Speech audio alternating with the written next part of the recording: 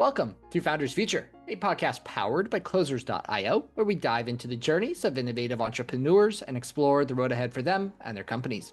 I'm your host, Zach Young, and in each episode, we uncover the stories behind impactful ventures, the challenges faced along the way, and the strategies driving their future growth. Today, we're joined by Dr. Brenda Loscher, divorce recovery coach who empowers women to level up after leaving toxic relationships, drawing from her own journey of breaking free after 16 years. A former teacher, professor, and researcher turned entrepreneur, she guides clients through emotional healing, personal reinvention, and building confident, independent futures with practical mindset and recovery strategies. Brenda, a very, very warm welcome to Founders Future. Thank you. I'm happy to be here. Absolutely. Going to be a great episode, a lot to dive into. Before we do, I do like to start with your background though. So before becoming a coach, can you walk us through what were you doing and what was really your inspiration to get into this space? Yes, I'm a former teacher, professor, and I had left that career during my marriage. So after my divorce, I had to re-engage in my career, and I was an education consultant and then an executive director, and I worked in clinical research also. And I discovered after being during my high conflict divorce that lasted for 13 years, the number of high achieving women who were experiencing similar passes I had with conflict divorce that was just continued on. And it wears you down, but you're suffering silently, partly because of the professional role you're in. And so you're just trying to deal with that every day. And that's when I discovered a need for women who needed support. 13 years. I didn't know Yes. they could go on for that long. Goodness. Well, that's the thing. People think that the divorce ends when the paper is signed, but it doesn't. If there's, one person who, basically wants the other person to suffer and they're going to drain you to whatever possible, they can continue on with emotions, harassment. And then, if they don't like the judge's decisions, they can take it to the state appellate court.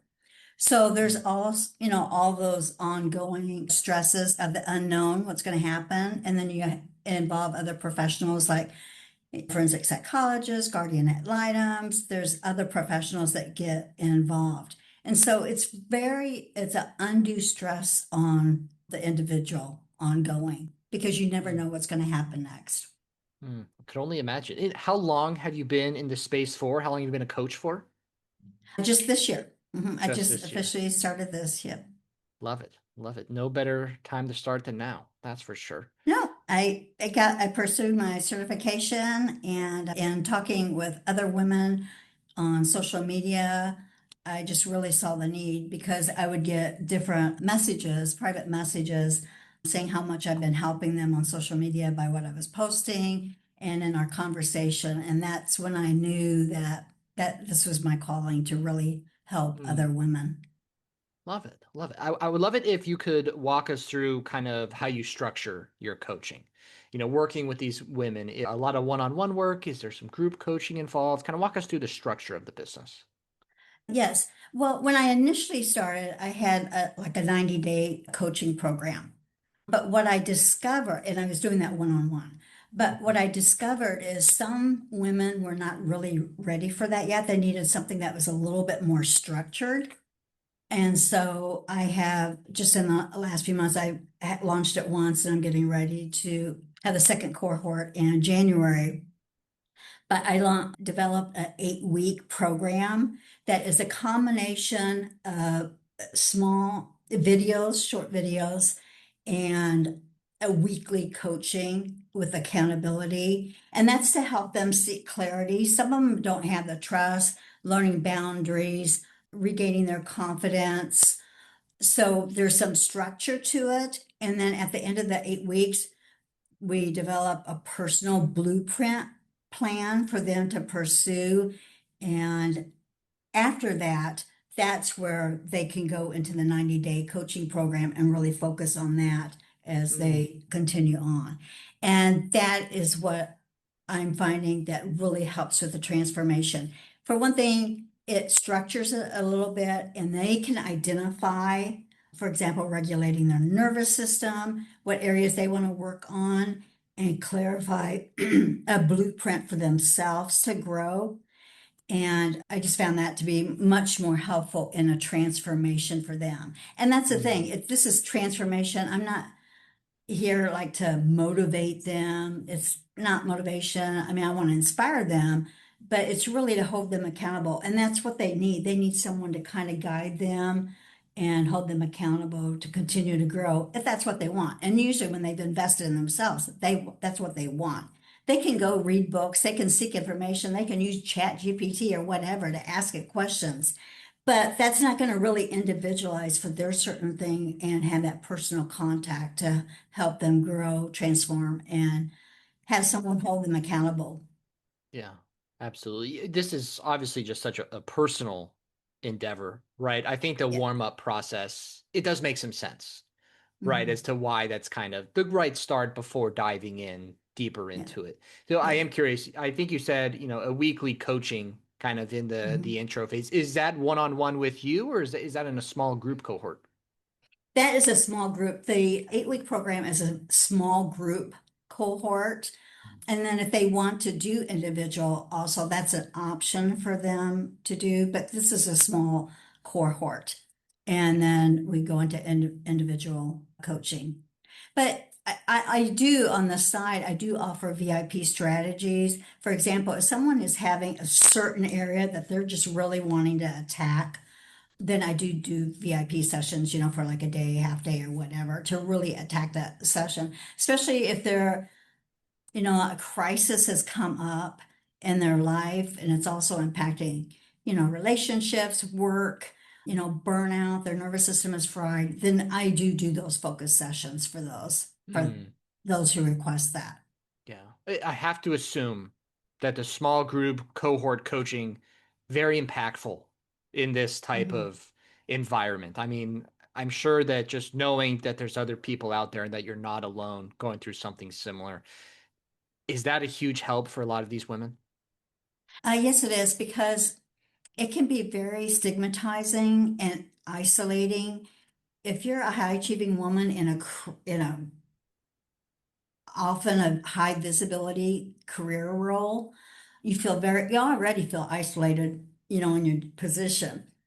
And so then on top of that, being divorced, there's that stigma around that. Sometimes people say, how can you lead an organization if you can't even lead your life at home? There's all those thoughts that, one has. So they feel like they're by themselves. So when they can get in a small cohort, they have that support of others too. They might be dealing with some different things, but the overarching thing is that there is support among each other, that they are going through similar things. And there are other women that are struggling. Absolutely. You mentioned a little earlier, a lot of these women are finding you on social media, just through the content Mhm. you're posting. I'd love to know about kind of your content strategy. Are you doing some long form content, some short form content, maybe a mix of both? Walk us through the strategy there. Well, I find that the short form does better. This is what I've really have discovered this year with the women I work with. Many of them are not active on social media. They scroll on social media. Hmm. And they might have even private accounts if they have an account. So that's one thing I've really discovered. The other thing I discovered is most of them do not comment on my content. You'll see very little. In fact, it has decreased, which it has decreased for everyone. But what they do is they DM me. They Hmm. message me in my DMs and we'll have conversations back and forth. And, some of them I can help. Some of my programs might be a fit for them. Some of them they'll tell me the situation. I'll say, you know what? I really don't work in that area, especially for those who are like pursuing a divorce. They're like at the beginning of it, or they're wanting help with a co-parenting plan or something like that. Then I can refer them to other divorce coaches. I'm more than happy to still help them and stuff, but that's not the area that I, really choose to focus on. But then I get messages like, you don't know how much you've helped me in the last 6 months. And I'm like, I never even spoke to you, and they'll say through my content and stuff like that, that it's really helped in the last 6 months. So it's more the conversations, the DM. This year, I also started an Instagram channel where, women can get in that channel. So then I could provide more specific information in there, and that leads to conversations also. But the conversations on social media are more in the DMs, and many of them are not active, they're scrolling. Got it. Okay. And I mean, one would assume you're working with successful women in the corporate world. Mhm. Where does our mind go? Oh, LinkedIn. I'm going to take a guess and say that you're probably not on LinkedIn. It's more I'm so not on Instagram and LinkedIn, Facebook. and Is that that's right? my one of my future things that I want to pursue this coming year. Mm, Because during my divorce and stuff like that, I had gotten off of LinkedIn and had totally deleted my account. So I know that the women that might really be struggling or might be on, were probably on LinkedIn, even though they don't talk about their lives on there, their personal lives. But I think that that's a place that I could be, that they would find me and see mm. me as a resource. So I have made that a goal for this coming year to get on LinkedIn. Yes, I agree. That'll definitely be a little twist in your typical LinkedIn content, right? You go, Yes, you see five in a row. I'm happy to announce. I'm so pleased to right. announce. And then you got Brenda, dropping some truth bombs when it comes to divorce or whatever it is. It'll be a good wrinkle in the in the algorithm, that's for sure. That's what I'm thinking. I'm not for sure how it's go, but I'm ready to go for that because I really feel like the woman that I work with is on LinkedIn. Mm. Yep. Oh, very well said. But it Yeah. is also interesting. Are they on LinkedIn? Absolutely. But I feel like when people go on LinkedIn, it's a little bit of a different mindset Hmm. versus you said something very interesting.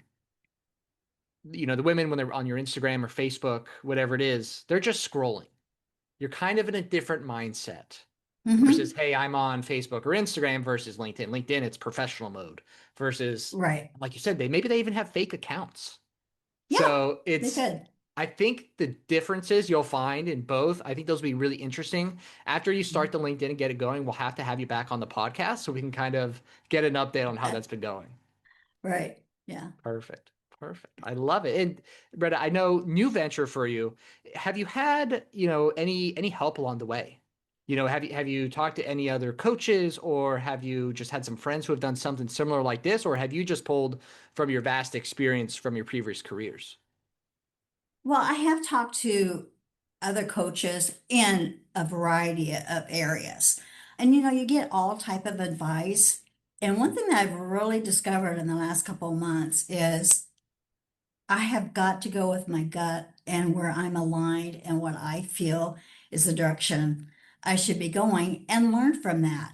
One thing that's really helped me is my background in education and as a professor and as an executive director. I have a lot of experience in coaching, mentoring other teachers, and advising students, and that has really helped me a lot. And then as an executive director, dealing with high conflict situations, supervision, administration, paperwork, budgets, all that type of thing. That has really been to my advantage in starting my coaching Mm, endeavor. It's yeah. really been helpful. Yeah. That background sets you up well for what you're Yeah. doing now. Yeah. That's for sure. And like developing a curriculum and recording videos and developing tools to go along with the videos that my students can use. Having that background in education curriculum has been very helpful in that area. Oh, absolutely. So you talked to a couple different other coaches, right? I'm sure, Mhm. you've consumed decent amount on social media. I'd love to just get your Yes. thoughts. What is your thoughts on the coaching industry as a whole, right? Or maybe even specifically the divorce coaching industry, because I have had a decent amount of them on. So I'd love to get your thoughts on one of the two. Well, the coaching industry as a whole, there's a lot of promises Mm, that are made and how everything needs to be high ticket, how much money they're making. And that really rubs me the wrong way. I'm gonna be honest with you. And there's not one solution. I think to succeed in coaching, especially in the future, that it's going to have to be personal. You have got to provide that personal touch. They can go anywhere for information. And the coaching thing that you can just put out this, whether it's a course or a program, you've got to have accountability with it or transformation. There's so much information out there. There's so many books, ChatGPT and everything. And I think that the coaching industry really has got to be careful about that. And I know they say, well, we need to scale and we need to be able to make more income. So we're going to do it this way. But you're losing that personal touch mm, often by doing that. And I'm not saying it's still not available. You can't still provide personal touch, but I just think that's critical. I think that's what people want is the personal touch. mm. In the growing world of AI, social media, human Mhm. connection's not going away. And I think as No. those industries just keep growing, people are just going to crave human connection. We see Yes. AI content all over the place, and we're getting to a point where we can spot it pretty well, Oh, yeah. Yeah. right? AI, Yeah. not interested, versus, hey, I saw this video from Brenda, clearly genuine, really liked her. I'm going to give her a follow and Mhm. keep getting her Yeah. content, right? So I think you said that perfectly. Human connection's not going away.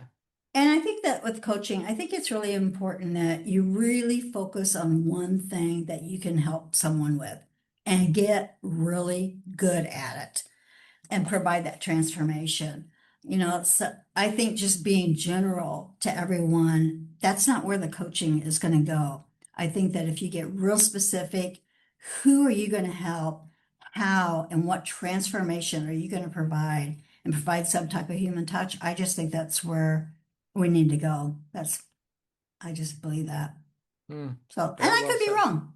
I could be wrong. Next year could be, that's fine, but that's my personal goal. I just know that on social media, I have people in my DMs that are shocked that I'm the one that answers all my DMs. Hmm, The only time I don't answer a DM is if I'm offering, like right now, I'm going to be offering a master class tomorrow night. So I might ask them to comment a word and then it sends them the registration link. But otherwise, I'm the one that engages on every DM, and some people are surprised that I do that or that I even respond. And so when I get those messages, I'm thinking, I can't believe people don't respond to their DMs. And I'm thinking, I think that's the critical point. hmm. You're not missing out on personal connection with Brenda. That is for sure. That is for sure. Brenda, I know you have a new cohort launching in January. Mhm. Are there any other goals you've set for yourself in the business? Let's say over the next 1 to 2 years you're looking to achieve. Mhm. Well, my first thing is I want to get more help with the VA with my back end operations, like uploading the videos and just uploading stuff in software for me. That's my first initial thing since I'm doing everything myself right now. But in addition to growing on LinkedIn, I really would like in the next 12 months or so offer a retreat, just a very small cohort for professional women so they have that support and engagement among each other. You know what? Zoom is great and things, but there is something about that human touch, that relationship being close by. I mean, it's just like, friends or family or anything else. We can FaceTime and everything, but it's still not the same as being together personally Hmm, together to engage. And I think that's the same thing with a retreat. I don't think high achieving women have very many opportunities unless it's for work, professional meetings and stuff like that you have to attend, your board meetings for work and stuff like that. But to be able to get together at a retreat and be with other women supporting each other like that, I think that's where I would like to see in the next year. Big things coming in 2026. That's for sure. Like I Yes. said, we'll do another podcast, maybe Q2, Q3, and we'll check in. Okay. That'd I be love it. great. Hold I me love it. accountable. That we will do for sure. Brenda, we talked about your social media a little bit. Where can the listeners find you? Where can they connect with you online? preferably, I'm sorry, preferably on Instagram. Brenda S. Loscher is where you can find me. Perfect. Website or just Instagram? Instagram, Instagram. primarily. Yeah. Got it. Okay. Love it. Brenda, thank you so much for your time. Absolute pleasure having you on the show today. Okay. Thank you very much for your time. Absolutely. And that will wrap up another inspiring episode of the Founders Feature. To our listeners, if you enjoyed this episode, make sure to go and connect with Brenda on her Instagram. All of her links will be in the show notes and description down below. And if you are a business owner, specifically a coach, consultant, or agency owner, and you're looking to scale your business, and you really want to enhance your sales and marketing efforts, visit closers.io to hop on a call with our team and discover how we went from 0 to 30 million per year in less than 3 years. Until then, keep on climbing.